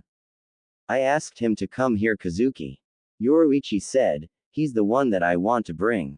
Are you sure? Urahara said, looking at Naruto appraising Ly, he's just a kid. No older than Ichigo. Yoruichi smirked. Naruto, if you would please start generating some of your yin chakra for the sake of the conversation. How much? Naruto asked. I kind of don't want to bring any hollows down, or is that how this works? The amount that you used to keep pace with me should be more than enough to get the point across. The atmosphere was so full of Ichigo's own Raryoku Kazuki probably couldn't get a good read on yours back when you fought that Menos. If he had, he wouldn't be asking this question. Yoruichi replied smugly, as if keeping a secret that no one else around was privy to. Naruto shrugged, you're the boss, air cat air, whatever. He said before beginning to focus. The eyes of Jinta and Ururu immediately widened once they felt the power exuding from Naruto. Sorry if it takes a while to get it all going. I'm used to channeling all of my chakra. Splitting it is something I'm not really used to yet, so bear with me if you don't mind. I know this isn't much, but I'll get the rest going. He doesn't think this is much. Urahara wondered as he held his fan in front of his face. If that's the case, then he should have as much in his system as Ichigo does in theory, and he seems to be able to control it unlike him. That's all I need to see. Urahara replied, stopping Naruto from generating any more. Naruto stopped and looked at Urahara, but that wasn't nearly what I was using when me and Yoruichi started going faster.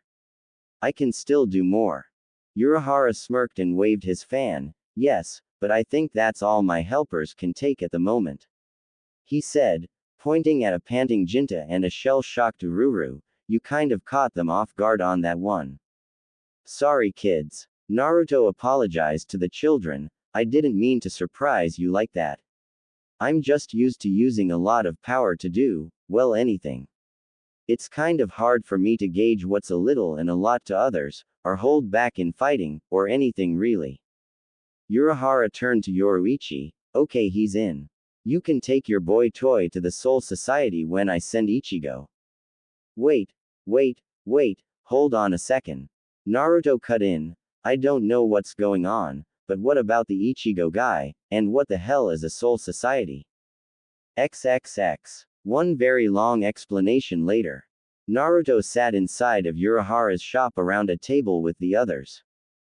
After giving him the crash course of things he needed to know about spirits, they caught him up on what was currently going on. So you're telling me that the Rukia chick is another shinigami, and she was taken back to the Soul Society to be executed just for giving Ichigo the power to save his family from a hollow in her stead. In addition to that, you're going to have the boy wonder himself lead a team that he doesn't even know about yet to go and get her back. Pretty much. Urahara replied as Ururu walked in and set down tea for everyone. So are you in or what? Naruto's eye twitched. You want me to go to the place where dead souls go, fight not just one, not just two, not even a baker's dozen, but an entire army's worth of shinigami, an idea that I'm still just getting used to, mind you, with a bunch of baby-faced brats, most of which haven't the faintest idea of what it really means to be in a fight for their lives. Yes. Urahara and Yoruichi replied in unison. Naruto let out a deep breath to calm himself and lifted one hand. This is another one of those choices that isn't really a choice, is it? On one hand, if I go, chances are that I will be killed, and then killed again in a horrible and brutal fashion, because they are not going to just leave my soul to roam up there after killing me only once. I will be on edge for however long we're there, and I will probably die trying to get everyone out in one piece once everything goes to hell, because I have a hero's complex that I have cultivated over a countless number of years of good deeds. He then lifted the other one and began counterbalancing them. On the other hand, if I don't go, then they most certainly will die, since none of them have the faintest idea of how to infiltrate a home of the blind and deaf, let alone a military stronghold. I will feel guilty for the entire month because of the story you told me about the Rukia girl, and will feel even guiltier that I let those poor kids die, and I will miss out on my chance to be one of the few living humans to have actually seen death itself firsthand and come back to gloat about the tale. And Urahara and Yoruichi asked excitedly. Naruto looked at both of his hands and clenched one tightly. You ask as if I really had a choice. I'm in, and I hate you both for this. You both owe me money. I'm a shinobi, not a charity case. Yoruichi blinked. You said you go around helping those that need it. Naruto scoffed. I do, but some things I can't do for free. I need to eat too. All of this awesome doesn't run off of kudos and thank yous. Yoruichi hopped into his lap, getting Naruto to pet her, but I'm still not ready. What am I going to do? Well, you have 10 days until I open the gate for Ichigo to leave. Urahara stated helpfully. He has to get prepared to go himself. You can do the same. Naruto grumbled. I need to get battle experience against a shinigami to whip my back into shape, and so that I know what to expect. You won't let me fight Ichigo, I'm sure of that. Because you would tear him apart like a jackal on raw meat as he is now. Urahara said brightly, Yoruichi nodding her agreement. Exactly. Naruto said.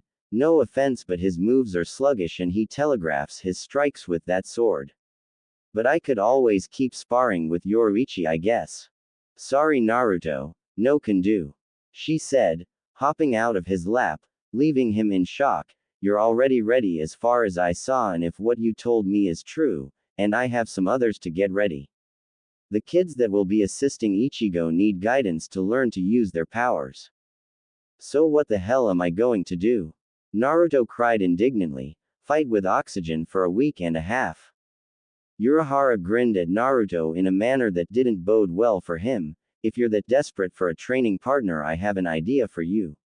All it requires out of you is an open mind and unbreakable balls of steel. Yoruichi seems to have high belief in you, so why not? Naruto blinked at him before responding. Those two things have categorized my entire life from day one. What do you want me to do? Urahara started writing something down. Nothing much, just go here and say this.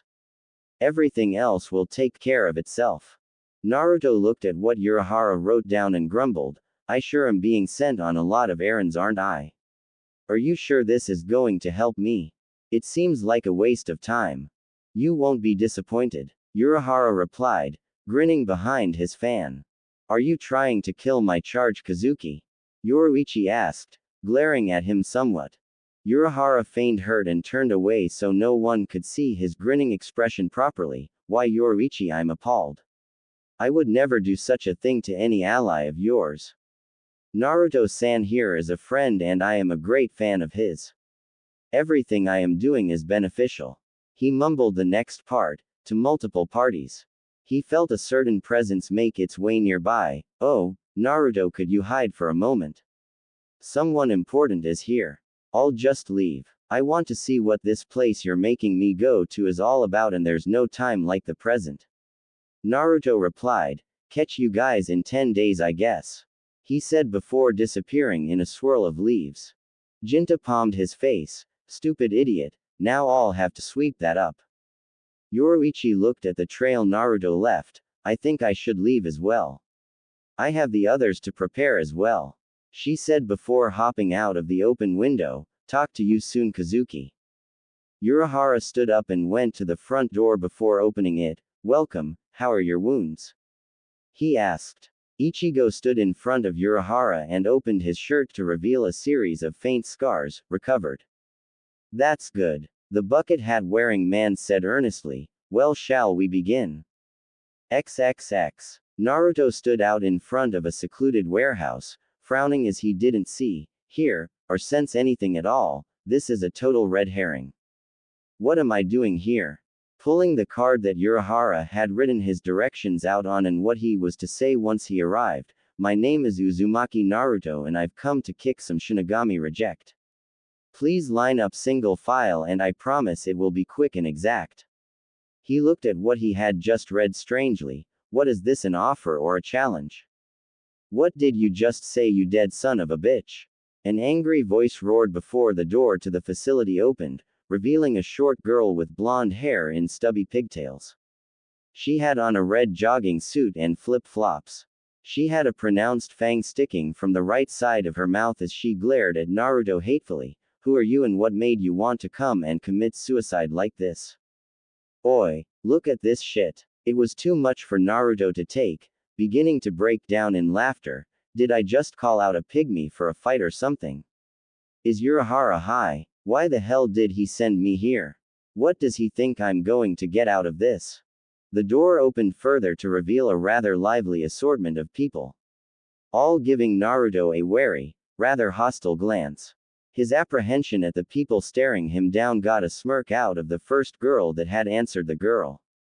Naruto looked down at what Urahara had written down once more and saw the words, "Good luck, stay alive," and a chibi drawing of Urahara grinning with a fan written down when he heard the sound of steel sliding. He lowered the note and saw that they all had their swords drawn at him. Naruto began to sweat bullets and read the last thing that Urahara told him to say on the note. I don't know what this means exactly, but no masks please.